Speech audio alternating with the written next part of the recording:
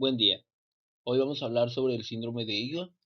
Venimos de la Universidad Autónoma de Sinaloa, de la Facultad de Ciencias Químico-Biológicas.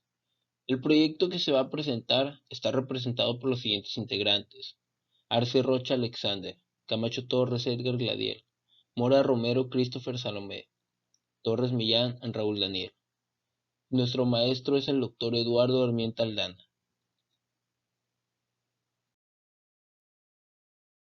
Vamos a comenzar dando la introducción de este proyecto. La introducción nos dice que el síndrome de Eagle fue descrito en el año 1937 por el otorrinolaringólogo alemán Eagle en pacientes amigdalectomizados y que presentaban con posterior dolor orofaringeo y cervical, y en los que radiográficamente se visualizaba un alargamiento de la apófisis estiloides.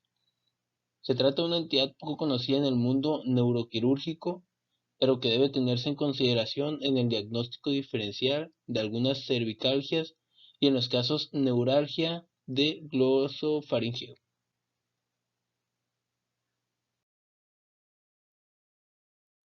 Vamos a dar la definición de lo que es este síndrome. ¿Qué es? El síndrome de Eagle es clásicamente definido como la elongación del proceso estiloides y calcificación del ligamento estiloideo.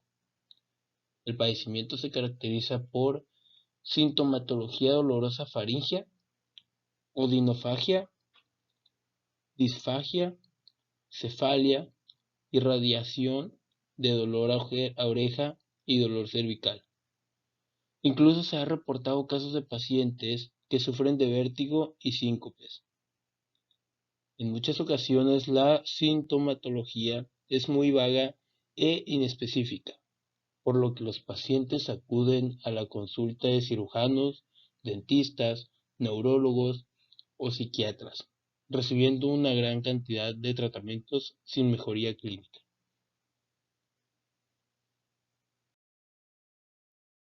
Del primer caso que se presentó de este síndrome. El primer caso reportado describe una elongación calcificada del ligamento estiloideo en 1652 por Pietro Marchetti, un cirujano de Padua. En 1872, Weinleicher describió el primer caso de elongación del proceso estiloideo tratado quirúrgicamente. Fue hasta 1937 que el Dr. Walt Eagle de la Universidad Duke comienza a definir el síndrome como resultado de la elongación del proceso estiloides, llegando a describirlo en dos síndromes, que son el síndrome clásico posterior a tonsilectomía y síndrome estilocarotideo no asociado con la tonsilectomía, estableciendo que una longitud mayor a 25 milímetros del proceso estiloides es responsable de los síntomas. La incidencia ha sido reportada entre 1.4 y 30%. Para poder diagnosticar el síndrome, es necesario realizar palpación en la fosa tonsilar e infiltración de anestésico local en esta. En la evaluación radiológica con la ortopantomografía se puede llegar a apreciar calcificación del ligamento, extendiéndose como una imagen radiopaca hasta la región posterior de la rama mandibular. Sin embargo, en muchas ocasiones la radiografía panorámica puede distorsionar las dimensiones del proceso estiloides y magnificar la imagen, debido a las diferentes angulaciones que éste puede presentar. La tomografía computarizada con reconstrucción 3D ha sido de gran ayuda para el diagnóstico, ya que en ella se pueden realizar mediciones precisas y dar un diagnóstico más certero. Soy Edgar Camacho y esto sería todo mi parte para el proyecto. Los síntomas del síndrome de Eagle. Algunos síntomas a mencionar son el dolor agudo y punzante en la garganta, al mismo tiempo también en la parte posterior de la garganta, la base de la lengua, orejas, el cuello o ya sea en la cara también. Por otro lado tenemos la dificultad para tragar, la sensación de tener algo atorado en la garganta, dolor al masticar, al tragar y girar el cuello, al igual que el zumbido en los oídos.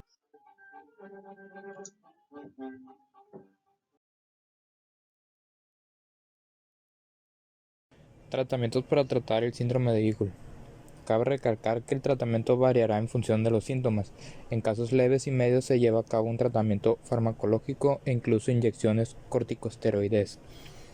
En casos fuertes, el tratamiento a elección es la cirugía de excisión del proceso estiloidés mediante un abordaje extraoral o intraoral. Como primer apartado tenemos el abordaje extraoral, que consiste en una incisión proximal en cercanía al músculo esternocleidomastoideo hasta la porción del hueso hioides a la altura de la tercera y cuarta vértebra cervical.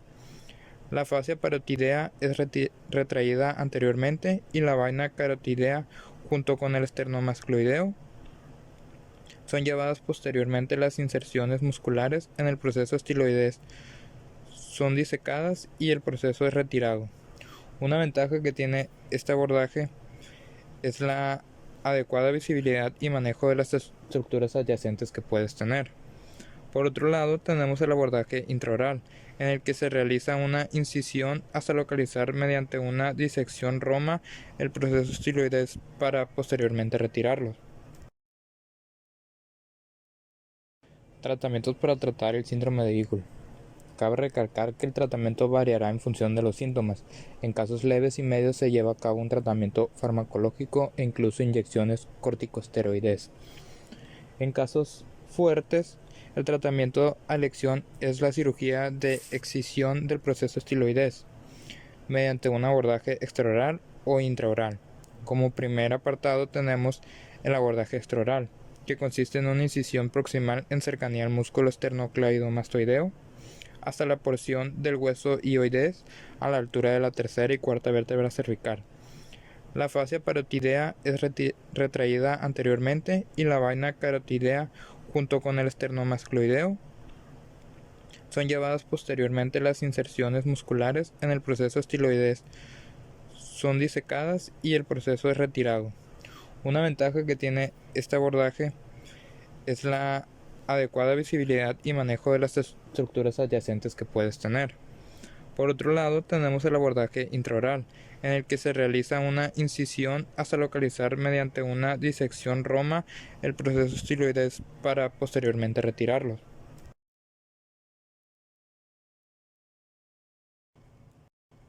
¿Cómo se forma el proceso estiloides y la clasificación del síndrome de Eagle? Este proceso consta de 4 centros de crecimiento, los cuales son el timpanoidal, estiloidal, ceratoidal e hipoidal. Como primero tenemos el timpanoidal, forma la base del proceso estiloides hasta llegar a los 8 años. Por su parte, la porción estiloidal forma el cuerpo de este proceso, clasificándose mediante la longitud del proceso. Por otra parte, la porción ceratoidal forma el ligamento estiloideo, mismo que se encuentra en muchos mamíferos calcificados. Por su parte, la porción hipanoidal desarrolla el cuerno menor del hioides.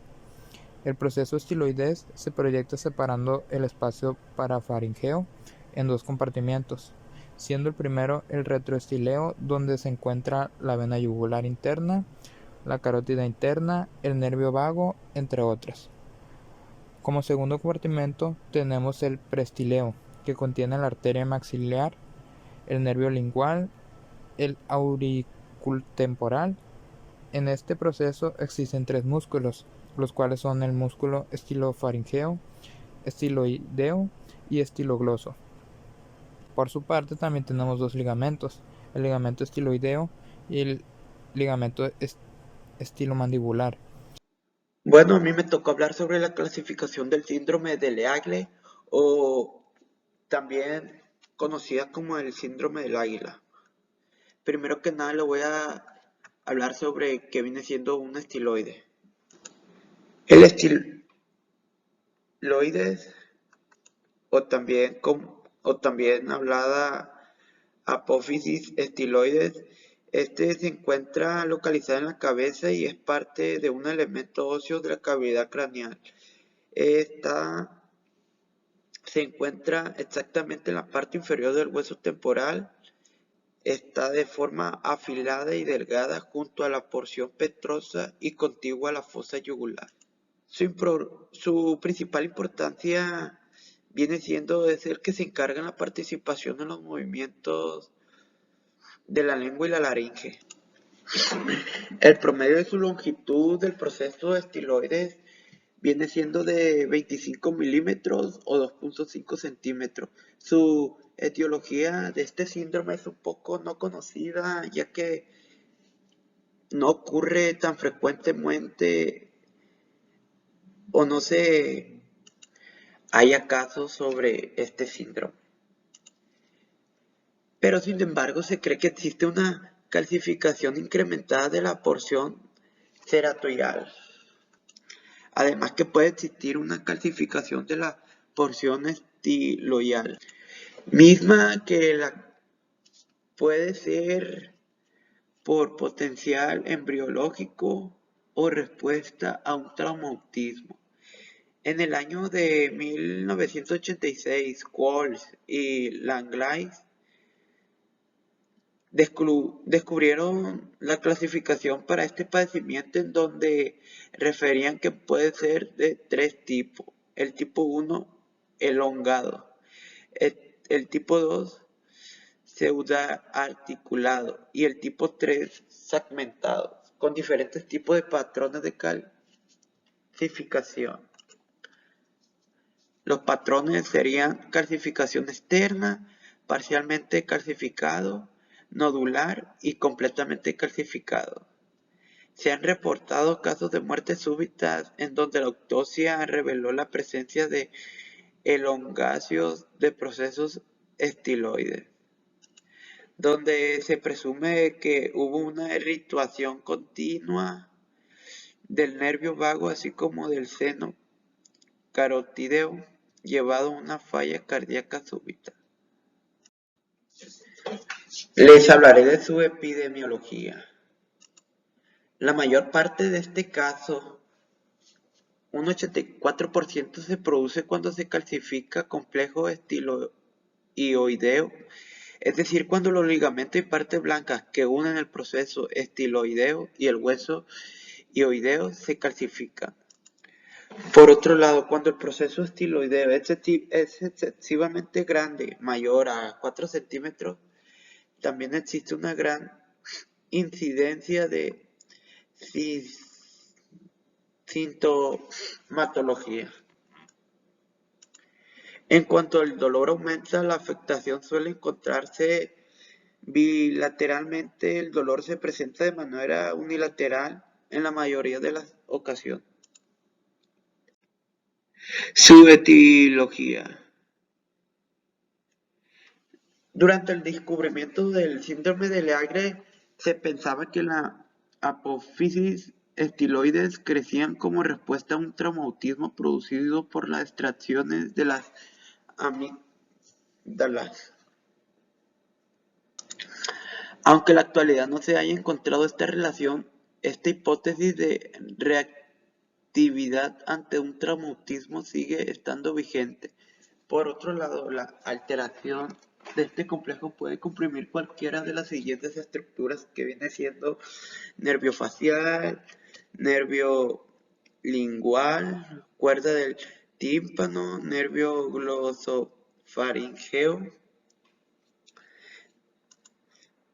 nervio hipogloso, arteria carótida interna y externa y el nervio articulado temporal.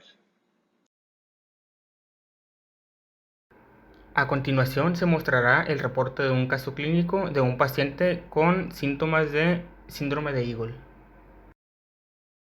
Se trata de un paciente masculino de 53 años de edad, el cual acude al hospital después de presentar dolores en la región cervical durante movimientos de lateralidad del cuello asociada con probable elongación del ligamento estiloideo como probable síndrome de Eagle. En la exploración clínica se observa al paciente masculino de edad aparente a la cronológica, con cráneo normocéfalo, sin hundimientos ni exocitosis palpables, normoinserción de piel cabelluda, rebordes orbitarios íntegros con adecuada población de ceja, pirámide nasal central y simétrica con narinas permeables y reborde maxilar íntegro. En la exploración clínica intraoral presenta dentición permanente incompleta a la malposición dental, adecuada coloración e hidratación de las mucosas orales, movimientos linguales conservados, presencia de aumento de volumen bien circunscrito no doloroso, del mismo color de la mucosa adyacente, de aproximadamente 0.9 centímetros, dorso y piso de boca sin alteraciones, al igual que paladar duro, blando y orofaringe, reborde mandibular íntegro, cuello central corto, cilíndrico, simétrico con presencia de nevo en triángulo anterior izquierdo. A la palpación de músculos de la masticación se presenta dolor en puntos gatillos temporales, masterinos, esternocleidomastoideo y en músculos posteriores del cuello. Durante los movimientos laterales del cuello se aprecia limitación a la lateralidad derecha con síntomas de dolor. Se solicita al paciente tomografía axial computarizada con reconstrucción 3D, en donde se aprecia elongación del ligamento estiloideo de 3.7 centímetros de longitud, apreciando en cortes axiales coronales y sagitales y corroborando con reconstrucción 3D. El resto de las estructuras se presenta sin datos de importancia para el padecimiento actual. Se plantea como tratamiento la escisión del ligamento estiloideo calcificado bajo anestesia general balanceada en quirófano, a lo cual el paciente accede firmando consentimientos informados. Se procede a realizar incisión lineal submandibular derecha de 10 centímetros de longitud disecado por planos hasta llegar a la región basal del ángulo mandibular. Se localiza apófisis estiloidea y calcificación del ligamento mediante la palpación. Se disecan músculos insertados en la misma con legra y se fractura con pinzas Kelly. Se colocan fragmentos de ligamento y apófisis en formaldehído de 10% para envío a estudio histopatológico. Se sutura por planos colocando puntos simples invertidos internos y piel con nylon 6-0 subdérmico. Se termina el procedimiento sin accidentes ni incidentes. Se coloca apósito compresivo en la región submandibular derecha. El paciente sale a recuperación pasando a piso hemodinámicamente, cardiopulmonar y neurológicamente estable. Es egresado al día siguiente retirando apósito y observando adecuada cicatrización de la herida quirúrgica sin datos de colección hemática ni salida de material alguno. En su valoración posterior a los 7 días presenta adecuada cicatrización con disminución de la sintomatología dolorosa cervical, limitación de movimientos de lateralidad del cuello. Se solicitan imágenes tomográficas para valorar el tratamiento quirúrgico. El paciente se presenta a los 3 meses con ligera sintomatología dolorosa localizada en el esternocleidomastoideo derecho con ligera limitación a la lateralidad, por lo cual se decide la aplicación de la toxina botulínica en músculo esternocleidomastoideo, trapecio y músculos posteriores del cuello. Tras la aplicación, se revisa al paciente a los 15 días observando mejoría franca en el síndrome doloroso muscular. Se obtiene reporte histopatológico enviado al que se reporta hueso trabecular y cartílago hialino con calcificación focal, tejido fibroconectivo con hemorragia reciente leve. El paciente continúa con seguimiento a los 6 y 12 meses sin cambio alguno. En la siguiente imagen se muestra una tomografía con reconstrucción 3D después de la operación. Por conclusión, tenemos que el síndrome de Eagle es una patología poco común en la región craneocervical. No obstante, puede ser la causa de muy diversos síntomas y debe ser tomado en cuenta a la hora de evaluar a los pacientes cuya sintomatología no sea asociado a otra estructura. En cualquier caso, el tratamiento debe ser la fisioterapia y farmacología antes de proceder a la cirugía. El síndrome de Eagle es una alteración del complejo estiloideo y que deberá ser diagnosticado basado en la sintomatología del paciente y principalmente en el examen radiográfico a través de la radiografía panorámica o una tomografía por computadora. La sintomatología, cuando presente, será la determinante del tratamiento efectuado.